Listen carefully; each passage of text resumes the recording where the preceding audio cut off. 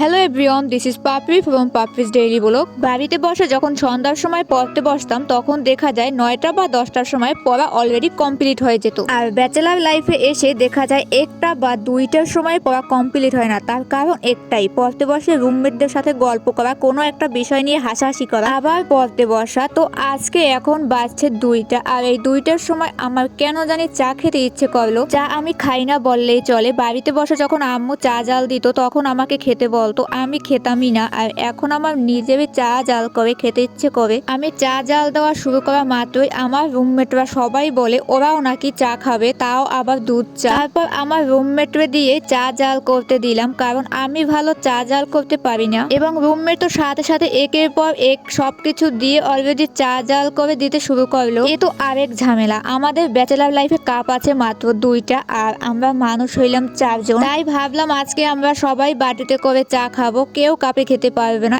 একজন বাটিতে খাবো তো মানে সবাই বাটিতে খেতে হবে। যাই হোক, আজকে রাতটা অনেক মজার ছিল।